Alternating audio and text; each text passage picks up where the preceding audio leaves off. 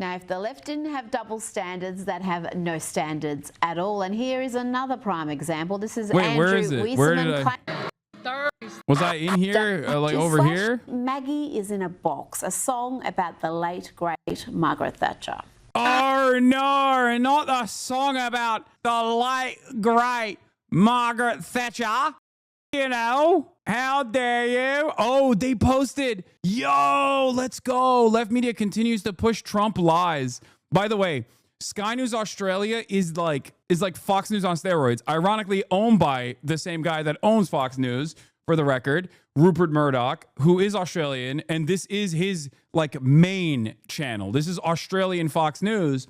So if you see like American libtards, American liberals who claim to be like progressive or whatever, championing this video, which they will because they're stupid and they have no principles, they have no perspectives whatsoever, they have no interest in learning the truth, they will use this truly, utterly depraved, evil channel as a way to be like, see, even Australian Sky News knows the truth about Hasan.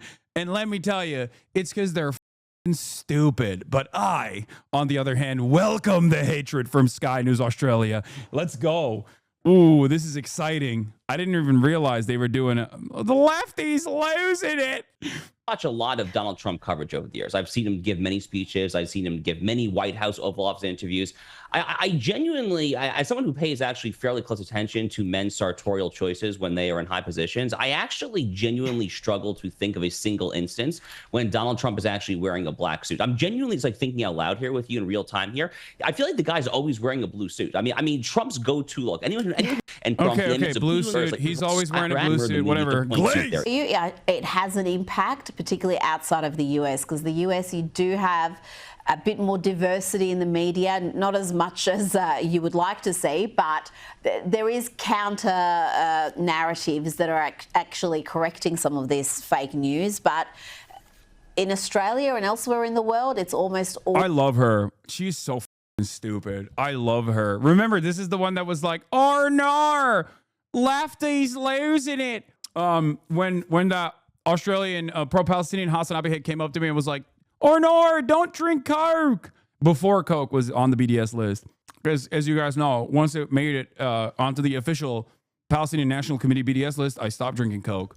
Hasan, I'm doing a linguistics project on content creators and pro-Palestinian content. Would you have time to do a survey at some point? If not, no worries. Probably not. All right. All we get is just this relentless negative stuff, whether it's serious issues or trivial, like the colour of his suit at a funeral. Before you go, I want to get your opinion on this remarkable New York Times fluff piece that they've done on a character called Hassan Piker, a character they describe as a progressive mind in a MAGA body, because he works out. Apparently that makes him a MAGA body, but he's as bad as MAGA as I'm blonde.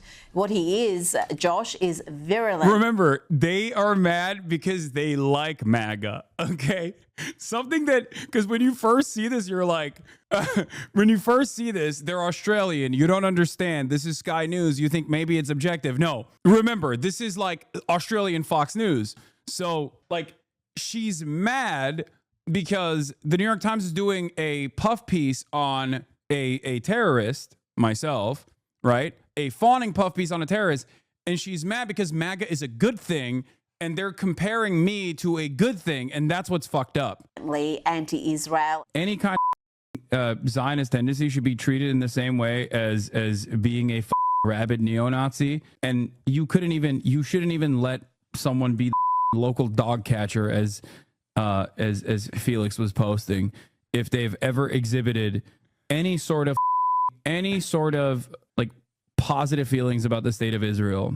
I'm so serious about this. Yeah. I mean, yeah. What's the problem? Yeah. If you are pro-Israel, okay, and you're a politician and you're pro-Israel, then yeah, it's no different to me than being pro-Nazi Germany or pro-apartheid South Africa. What's the problem? What? You got an issue with that? What's the difference?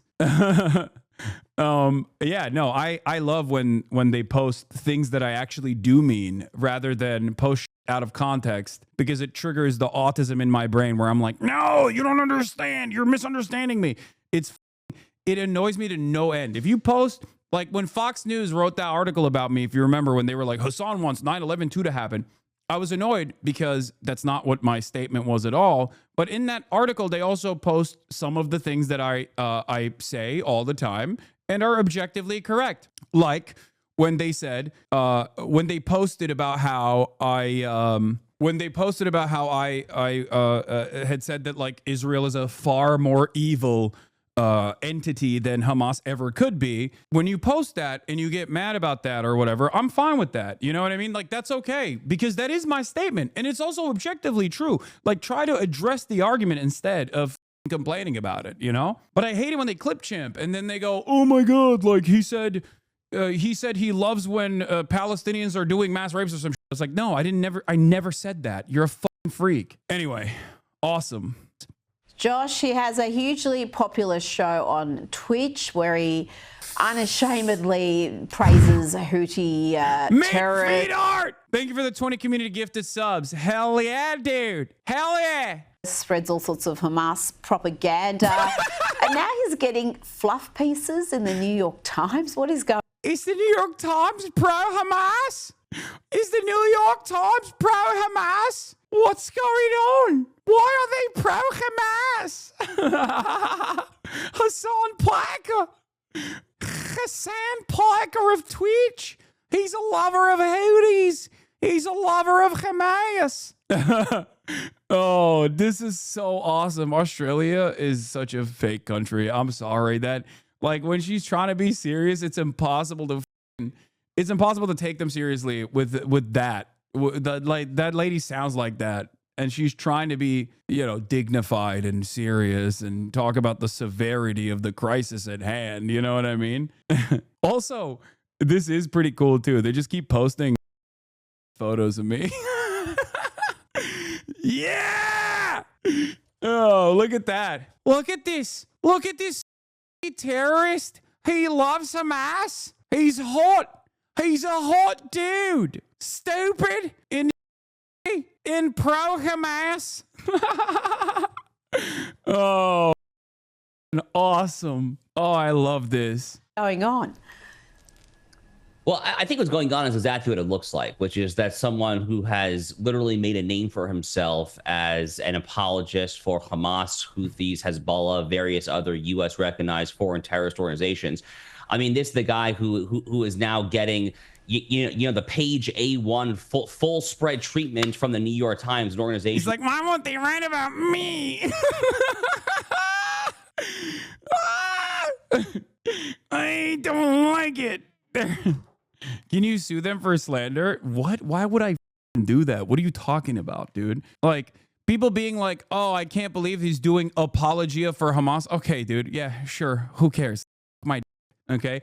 Ironically enough, I don't make any apologies for Hamas. I do actually call out things that I think are violent, things that I believe are atrocious, as a matter of fact, significantly more than pro-Israel people do on their side. Okay, I also do understand who the real the real villains are in this story, and that is and always will be Israel until they abolish the apartheid, of course, until they end the occupation. They do the same thing they do in the U.S. Says it's entertainment, not news. Yeah. Also, I don't care about, you know, this is awesome. Yeah. Suing is soy. You care more about the prison colony than your neighbor to the north, L. Okay, stop. That was probably best known for burying coverage of the Holocaust back towards the back of the paper for 3, 4, 5 years during World War II. The New York Times has a long and deeply inglorious track record. I would say that the New York Times, first of all, burying the coverage of the Holocaust for 5 years is crazy during World War II. Like, I don't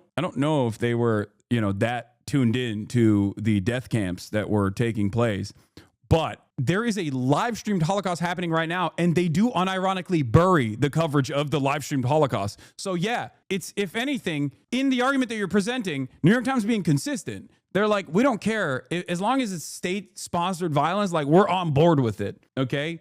And we will do our very best to defend it.